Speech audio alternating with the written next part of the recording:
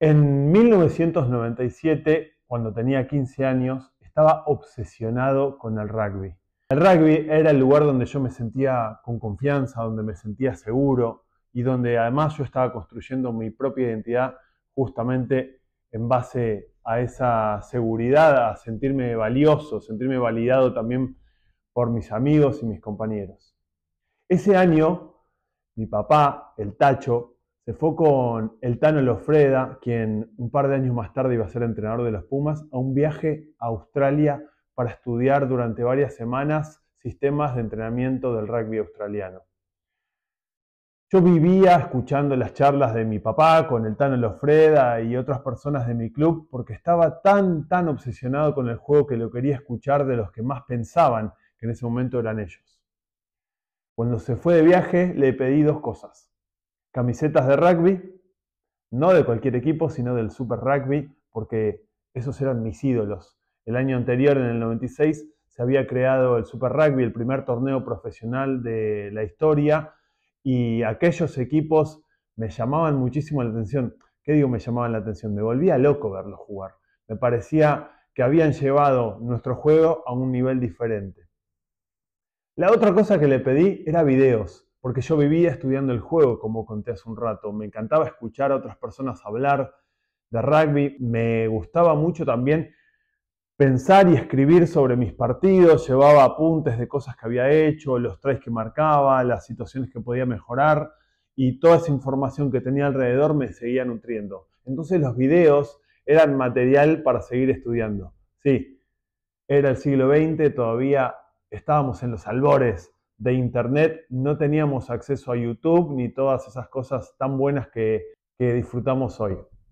Esos dos videos eran todos los tries de la temporada 96 y 97, y el segundo video se llamaba Super Tries, Super Tackles. Esos dos videos me los devoré, los miraba todos los días, rebobinaba, hasta me sabía las cosas que decían los relatores, los momentos, los acentos, en fin.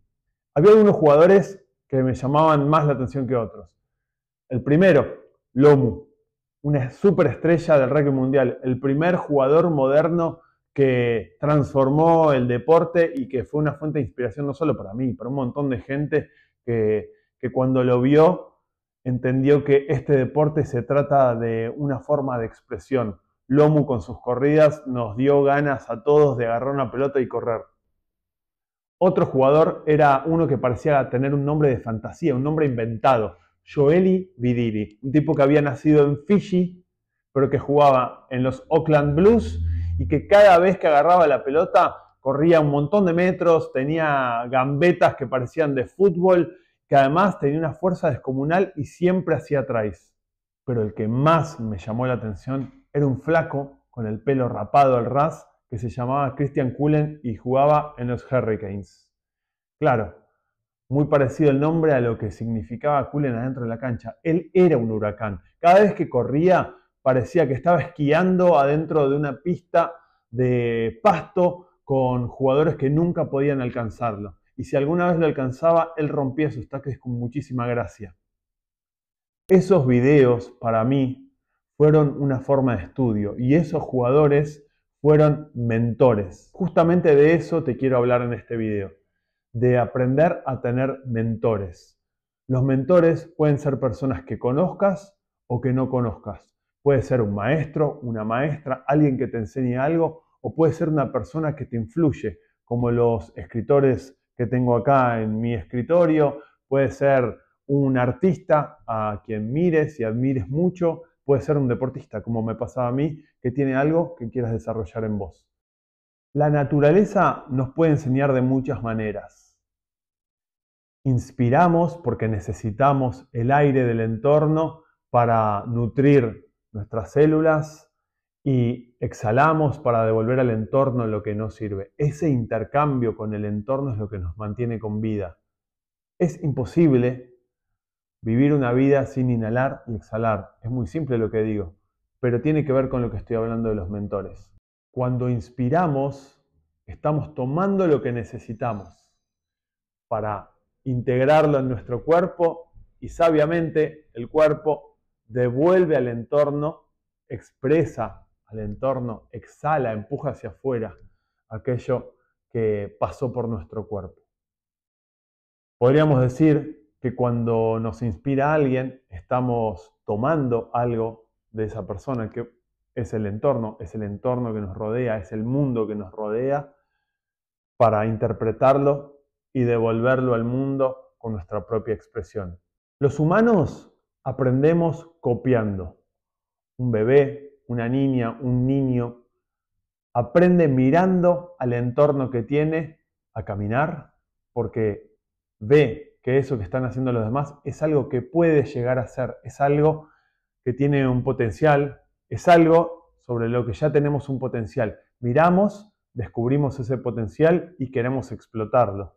Lo mismo con hablar y después con desarrollarnos y desenvolvernos en la vida. A medida que pasan los años vamos encontrando afinidades, grupos de pertenencia, con los cuales hay algo también que queremos desarrollar, pero que también de los que queremos tomar. Por eso en la adolescencia empezamos a identificarnos con músicos, con artistas o con gente que nos ayuda a construir esa identidad. Algo de eso había en mis 15 años cuando miraba a Christian Kulen, a Lomu y a Joel Ibidiri. Inspirarse, entonces, es parecido a respirar. Diríamos que es lo mismo. Es tomar algo de alguien, de otra persona, algo que te llama muchísimo la atención. Lo que pasa es que a veces nos inspira alguien, pero no sabemos exactamente qué es. Entonces vamos a estudiar un poquito en profundidad eso. Cuando nos inspira alguien, tenemos que saber qué es lo que nos inspira. Porque eso que vemos de aquella persona es algo que nos gustaría desarrollar en nosotros, es algo que nos gustaría expresar. Pensemos en Messi, pensemos en Maradona, en Cristiano Ronaldo, en Jordan, en Serena Williams. Pensemos en cualquier deportista o artista que mueva a muchísima gente. Hay algo, quizá muchos atributos, que provocan admiración y que hacen que se vendan tickets para ir a verlos. Es eso diferente que tienen que nos maravilla y que nos hace querer ir a verlos. Queremos un poquito más de ellos, no solo verlos, nos gustaría tener esa habilidad para poder expresarla en este mundo. Vamos a estudiar esto de inspirarse y tener mentores. Pensemos entonces, si vas a estudiar, si vas a encontrar un mentor, una mentora, fíjate exactamente qué es lo que te gusta o que te llama la atención de esa persona. ¿Qué es lo que hace? Prestale atención a eso.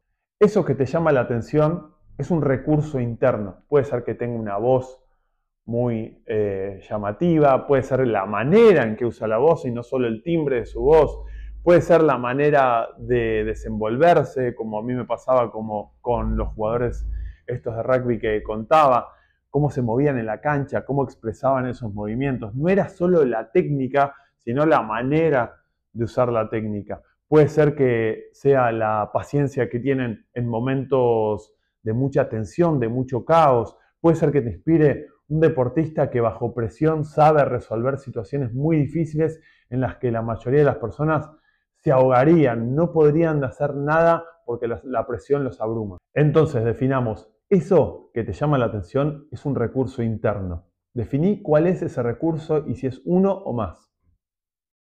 Ahora que lo sabes, estudialo. ¿Qué es lo que hace? ¿Cómo lo hace? Fíjate en detalles. Pasá de lo global a lo más chiquito, a lo más específico de esas cosas que está haciendo. Y una tercera pregunta que está buena hacerse es, ¿qué influencias tuvo para hacer eso? Si es un deportista, fíjate qué entrenadores tuvo, cómo era el entorno donde se formó. Fíjate cómo es un poco esa cultura, cuáles son las referencias más importantes que tiene.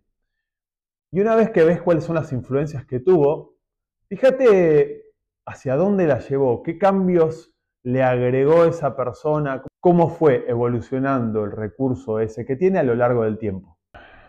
Podés pensar también, y esta es la parte más interesante, porque cuando hablamos de inspirar, queremos expresar a nuestra manera. ¿Qué le agregó de su parte?